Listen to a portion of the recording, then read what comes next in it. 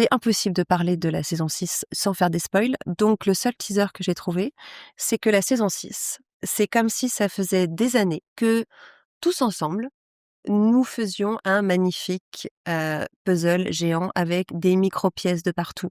Et c'est comme si quelqu'un donnait un immense coup de pied dans ce puzzle, que toutes les pièces s'éparpillaient partout sur le sol et que, tant bien que mal, on va récupérer ces pièces et essayer de reconstruire ce puzzle. La seule chose, c'est est-ce qu'on va reconstruire le même ou est-ce qu'on va en prendre un nouveau? On rebat toutes les cartes. Vous n'êtes pas prêts. C'est une série policière atypique qui a la particularité, au-delà d'être très bien produite et qui, à mon sens, elle a une patte cinématographique. C'est aussi l'histoire d'une amitié entre deux femmes très différentes l'une de l'autre. Et donc, finalement, toutes les femmes peuvent s'identifier à l'une ou à l'autre. Et elle véhicule un message un peu universel de tolérance, d'indulgence et de confiance. J'espère que vous allez vous rétablir. Vous avez de la chance d'être encore en vie. Vous savoir ici, mais très inconfortable. Il va falloir accepter que vous êtes en convalescence, que vous sortez de 2 semaines de coma et qu'il faut vous ménager. Ce qui est génial avec Lola, c'est que je dirais que Astrid et Raphaël se sont apprivoisés au fur et à mesure des saisons et que Lola et Sarah aussi. Et je crois que on est aussi différentes dans la vie que Astrid et Raphaël sont différentes. Et finalement, on voit bien que chez Astrid et Raphaël, ce qui fonctionne, c'est qu'elles sont tellement différentes, c'est qu'elles se complètent.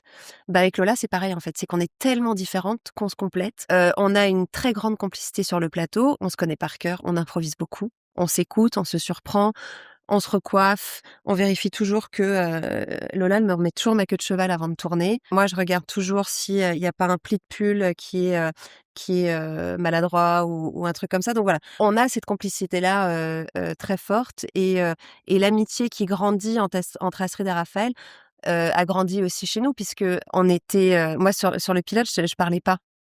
Parce que j'avais tellement peur d'en mettre une à côté, de trahir quelqu'un et de faire quelque chose de mal que j'étais hyper concentrée. Et aussi, il y a le facteur étrange qui est que je ne regarde jamais personne dans les yeux et que Raphaël est le seul personnage avec qui Astrid maintenant arrive à communiquer les yeux dans les yeux avec son amoureux Tetsuo évidemment. Mais c'est vrai que ça crée un truc en plus puisque le jeu, c'est quand même de l'échange. Bonjour Raphaël.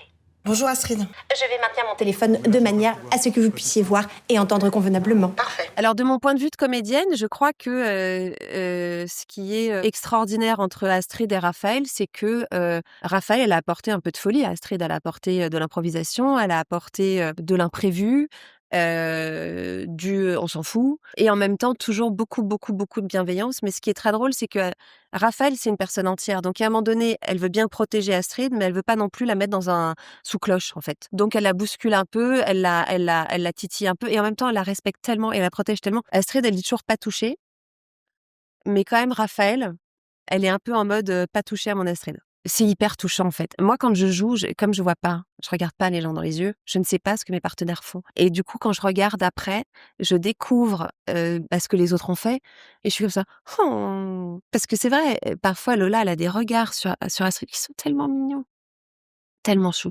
Qu'est-ce que tu fais là? Tu devrais être à l'hôpital, là. Votre présence ici contrevient à votre protocole de convalescence. Ça va les deux là, les rabat-joie? C'est le médecin qui m'a laissé sortir. Moi, ce qui m'importe le plus, ce qui est le plus important pour moi, c'est de trahir et de blesser personne et de pas caricaturer de quelqu'un qui soit concerné de près ou de loin par le spectre autistique. Je trouve que c'est tellement facile de glisser, de déraper et d'un coup faire quelque chose de complètement à côté de la plaque que voilà, moi j'essaie de rester extrêmement focus et surtout tous les ans je recommence comme si c'était la première fois que j'allais être Astrid, je m'installe jamais.